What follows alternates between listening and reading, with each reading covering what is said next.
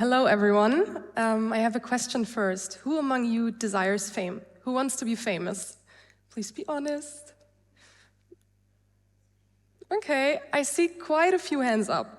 And I dare to say that those of you who didn't raise their hands, or many of those, are probably too shy. We all know the allure of fame, don't we? Think about the cool influencers from social media, or your popular colleagues at work. At my school, the cool kids were the ones with the most drama. I never understood this and found the hype around them quite superficial.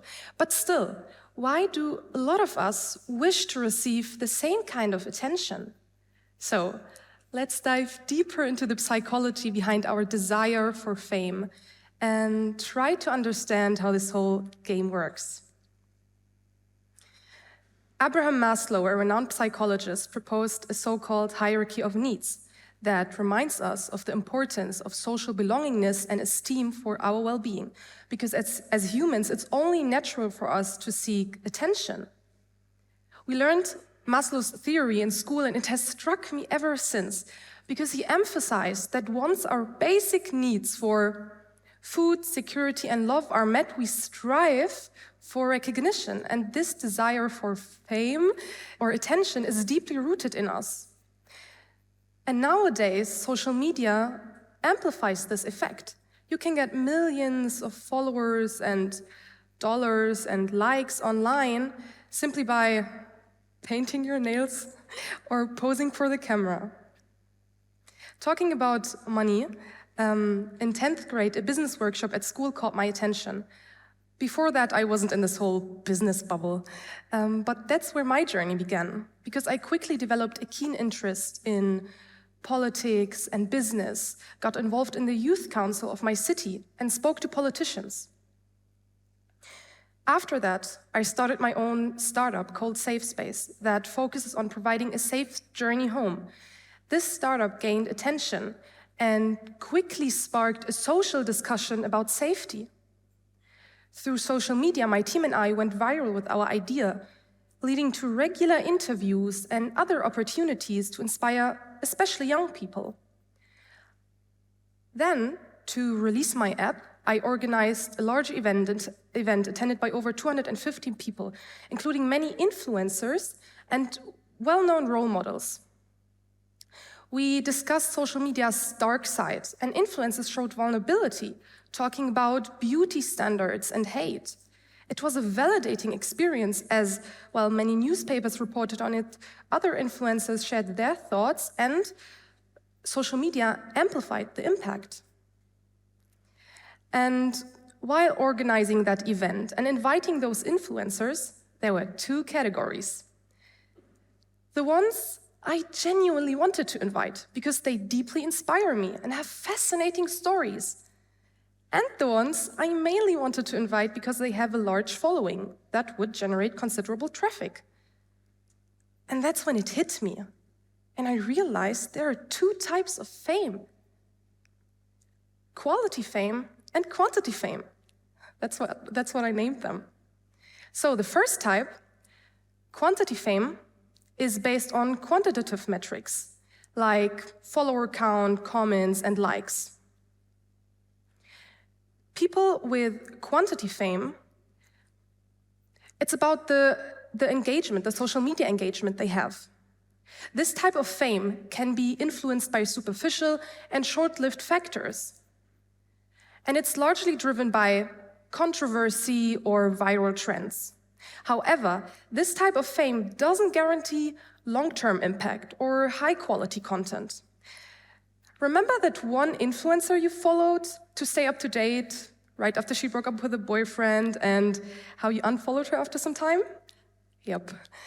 And on the other hand, quality fame focuses on qualitative factors like sustainability, goals, and achievements.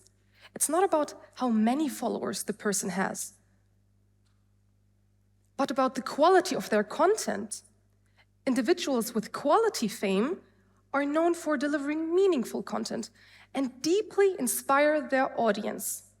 They aim for long-term relevance, inspiring change, spreading important messages. and motivating others. For me, as a young Muslim woman, Malala is the perfect example here. This woman truly inspires me. When some while ago, a few young girls told me they followed me because I inspire them, I realized fame is not just about some cool kids at school or, I don't know, some influencers that do silly stuff online. Quality content can be deeply touching. Crystal Abedin, a renowned researcher, has extensively studied the impact of social media influencers on different social media platforms. Her studies have shown that influencers can have a positive impact on their audience. They can provide inspiration, motivation, and guidance, leading to increased self-awareness among viewers. They can do that. Abedin also highlights the powerful educational potential that influencers have. They can use their platforms to educate about social, environmental, and health issues, contribute to positive change, and inspire others, and also create beneficial online communities. They can do all of that.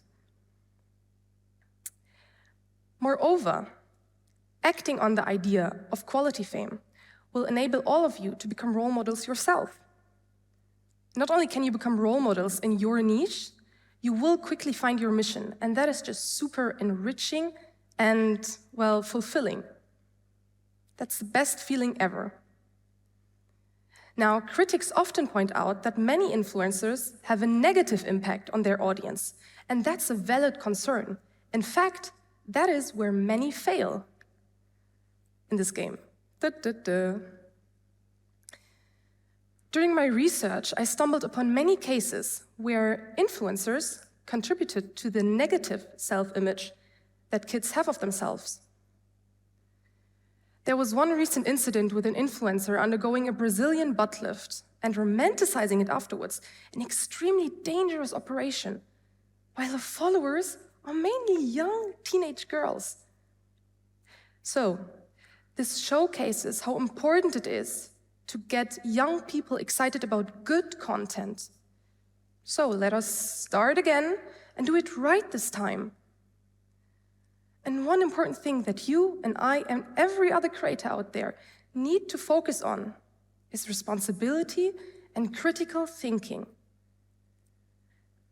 When you share good content with the world, it's crucial to think critically and understand the responsibility you have, not only for yourself, but also for others. Our ability to criticize, analyze, question, and think deeply is our most valuable skill, and that should never, ever be underestimated. Even as you listen to my talk right now, I encourage you, please, to actively process the information, question certain points, form your own opinions, hopefully agree with me on some points, because by using social media mindfully, we take a big step towards achieving quality fame. Imagine how a young Black girl from Brazil can find a role model online, just like Emily from Paris, who sits in a wheelchair. Both can use this inspiration to shape society in their communities and become role models themselves. So this is not just bad, and I often notice how older generations tend to mock the influencer phenomenon. So, to sum it all up, not just for ourselves, but also for the impact we can have on others, let us strive for quality fame. Let us become role models and opinion leaders in our respective niches. Why not? Whether you're working at a hospital or at a supermarket, be a creator by shaping your environment in the real world. Talk quality content and, if you want to, create quality content. Whether you're a coach, a kindergarten teacher, a nurse, or you have an extremely rare disease, your story deserves to be heard and told. Be the role model you were searching for when you were younger, the role model you needed because we all did. And then we all win. And that is the whole point of this game. Thank you very much.